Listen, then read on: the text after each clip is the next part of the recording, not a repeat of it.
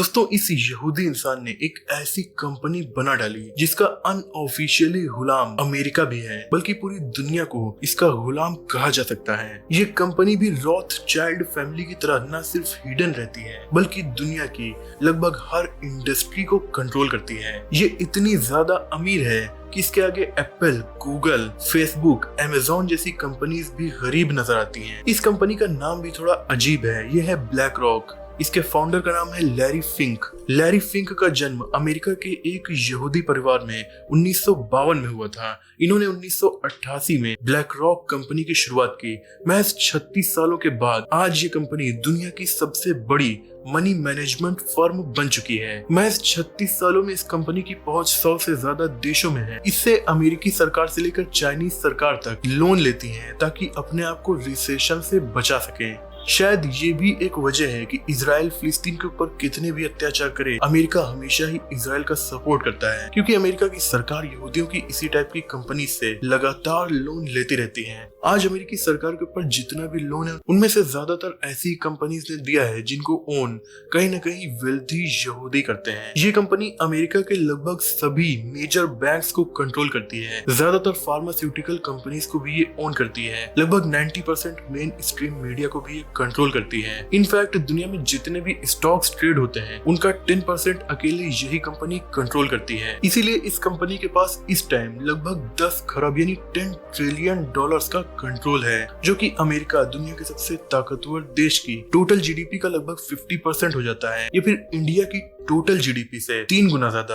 और पाकिस्तान की जीडीपी से 30 गुना ज्यादा अकेले इस इंसान की कंपनी ब्लैक रॉक कंट्रोल करती है। तो अब आप समझ गए होंगे कि ये जूइश इंसान जिसका नाम लैरी फिंक है ये कितना ज्यादा ताकतवर है। और अब तो अमेरिका और चाइना जैसे देश इस कंपनी से पैसों को भी उधार लेने लगे हैं। इस वजह से इस कंपनी ब्लैक रॉक के सीईओ लैरी फिंक की ताकत और भी ज्यादा बढ़ गई है। इतनी कि इन्हें फॉरेन रिलेशंस की काउंसिल और वर्ल्ड इकोनॉमिक फोरम में काफी इंपॉर्टेंट मेंबर बनाया गया है। दोस्तों, किसी महान इंसान ने कहा था कि जो इंसान पैसा कंट्रोल करता है वो दुनिया कंट्रोल करता है, और ऐसा ही कुछ लैरी फिंक के साथ है। इनफैक्ट इतिहास में कोई भी कंपनी इतनी ज्यादा प्रभावशाली नहीं बन सकी जितनी की ब्लैक रॉक है। पूरे सऊदी अरब के शाही परिवार की नेटवर्थ भी 2 ट्रिलियन डॉलर के आसपास आकी जाती है, और ये कंपनी लगभग 10 ट्रिलियन डॉलर के एसेट्स को कंट्रोल कर रही है। हैरानी की बात यह है कि इतना सब कुछ इन्होंने महज 36 सालों में हासिल किया है, और 36 साल की एज में बहुत से लोग तो करियर को लेकर स्ट्रगल भी कर रहे होते हैं। और दोस्तों, सवाल ये उठता है कि जब ये कंपनी इतनी ज्यादा सक्सेसफुल है और इसका सीईओ इतना ज्यादा पावरफुल है,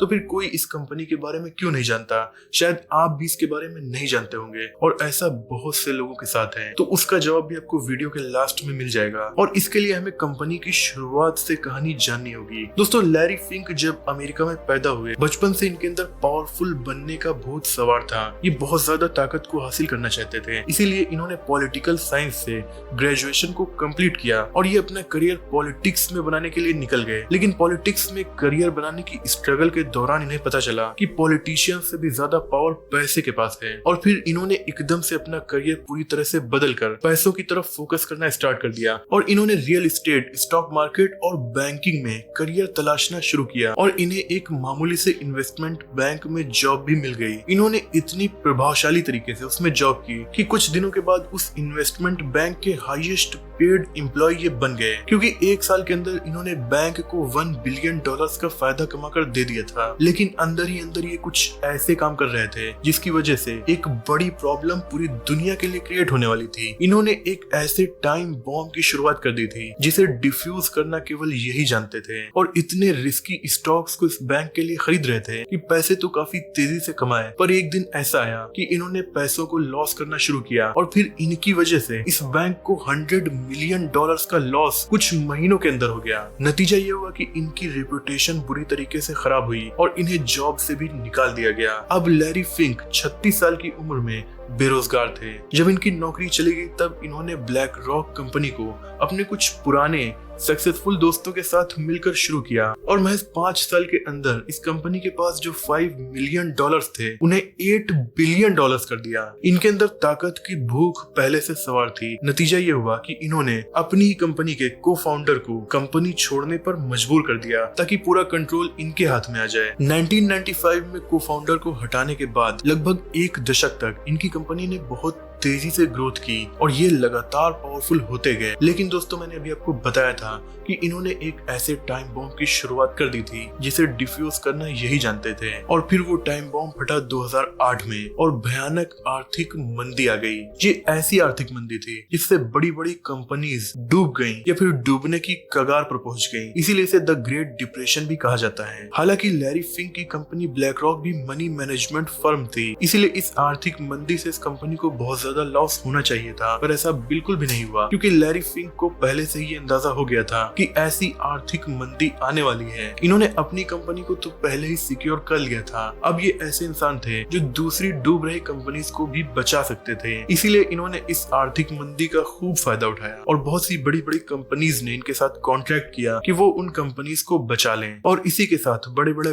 बैंक्स के पैसे को भी कंट्रोल करना इन्होंने शुरू कर दिया। लेकिन लैरी फिंक की ताकत की भूख अभी नहीं मिटी थी और ये अब भी इतने पावरफुल नहीं हुए थे कि गवर्नमेंट्स को कंट्रोल कर सकें। तो इन्होंने अपना अगला स्टेप शुरू किया जिसमें इन्होंने ETFs को बांटना स्टार्ट किया। ये ऐसे इन्वेस्टमेंट फंड्स होते हैं जिनमें आपका पैसा ऑयल इंडस्ट्रीज और अलग अलग इंडस्ट्रीज की अलग अलग कंपनीज में एक साथ लगाया जाता है, जिस वजह से ETF बहुत ज्यादा सिक्योर हो जाते हैं और इनमें पैसों को गंवाने का खतरा बहुत ज्यादा कम हो जाता है। यही वजह है कि इनके ETFs में लोगों ने बहुत ज्यादा इन्वेस्टमेंट स्टार्ट की और इनकी कंपनी की ग्रोथ और भी ज्यादा तेज हो गई और कुछ ही सालों में ब्लैक रॉक ETF की दुनिया की सबसे बड़ी प्लेयर बन गई। अब बड़े बड़े बैंक से लेकर छोटे छोटे रिटायरमेंट फंड तक इनके ही कंट्रोल में थे। फिर इनकी इस कंपनी ने दुनिया की हर बड़ी कंपनी में शेयर खरीदना शुरू किया और आज अगर आप गूगल को खोलें और दुनिया की किसी भी बड़ी कंपनी के शेयर होल्डर्स के नाम देखें तो उसमें आपको ब्लैक रॉक का नाम जरूर दिखेगा। इन्होंने अलादीन नाम के ऐसे सुपर कंप्यूटर को अपने लिए इंस्टॉल करवाया जो सुपर कंप्यूटर अरबों कैलकुलेशंस को करके किसी भी स्टॉक या किसी भी इन्वेस्टमेंट में कैसा फायदा होने वाला है इसकी जानकारी इन्हें प्रोवाइड करता है। द ग्रेट डिप्रेशन के बाद दुनिया में फिर से काफी बड़ी मंदी आई कोरोना वायरस पैंडेमिक के रूप में। इसमें भी इन्हें काफी ज्यादा फायदा हुआ क्योंकि कोरोना वायरस पैंडेमिक के दौरान अमेरिकी करेंसी डॉलर्स को जहां छापा जाता है यानी फेडरल रिजर्व, उन्होंने खुद को कोरोना पैंडेमिक के रिसेशन से बचाने के लिए ब्लैक रॉक से मदद मांगी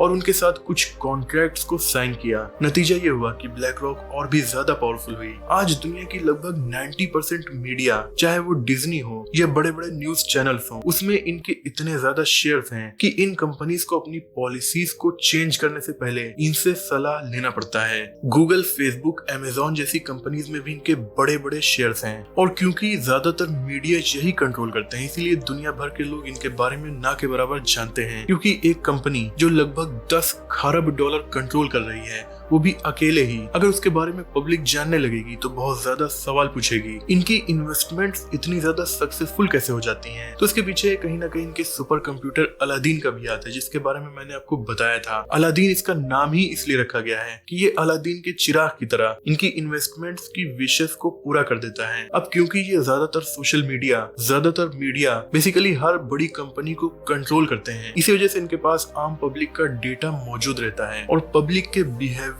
के हिसाब से ये कंप्यूटर एनालाइज करके पता लगा लेता है कि किस इन्वेस्टमेंट में इन्हें फायदा होने वाला है। इसी वजह से इनकी इन्वेस्टमेंट इतनी सटीक और कंपनी की ग्रोथ इतनी ज्यादा तेज है। हालांकि इस कंपनी की नेटवर्थ की बात की जाए तो वो कम है, पर ये $10 ट्रिलियन को कंट्रोल करते हैं यानी कि एसेट्स को मैनेज करते हैं। इस वजह से इसके CEO इतने ज्यादा पावरफुल हैं कि अगर ये चाहे तो अपने फैसले के दम पर बड़ी बड़ी कंपनीज, चाहे वो हथियार बनाने वाली कंपनी हो या कोई और कंपनी, उसे डुबा सकते हैं और एक ही दिन में देश की GDP में बिलियंस बल्कि ट्रिलियंस ऑफ डॉलर्स के नुकसान को करवा सकते हैं। और अगर ऐसा होता है तो हजारों लाखों लोगों की जॉब्स जाती हैं, देश में मारामारी स्टार्ट हो जाती है। यही वजह है कि गवर्नमेंट भी इनसे डरती है और इनके कहने पर अपने फैसलों को बदल सकती है। अमेरिका इजराइल के लिए हर बार पूरी दुनिया से भिड़ जाता है और उसका पूरी तरीके से सपोर्ट करता है, चाहे वो जितना ही अत्याचार फिलिस्तीन पर करे। इसके पीछे भी कहीं ना कहीं ऐसी ही कंपनीज वजह हैं। अब दोस्तों ये कंपनी जब 36 सालों में इतनी ज्यादा पावरफुल हो गई तो आगे कितनी पावरफुल होगी इसका अंदाजा लगाना मुश्किल है। मुझे उम्मीद है कि इस वीडियो से आपकी नॉलेज बढ़ी होगी। वीडियो पसंद आई हो तो इसे लाइक और शेयर कीजिए। ऐसे इंटरेस्टिंग टॉपिक्स पर नॉलेजफुल वीडियोस देखने के लिए हमारे चैनल को सब्सक्राइब करके बेल आइकन को प्रेस कर दीजिए। मिलते हैं अगली वीडियो में, तब तक के लिए अपना और अपनों का ख्याल रखिए।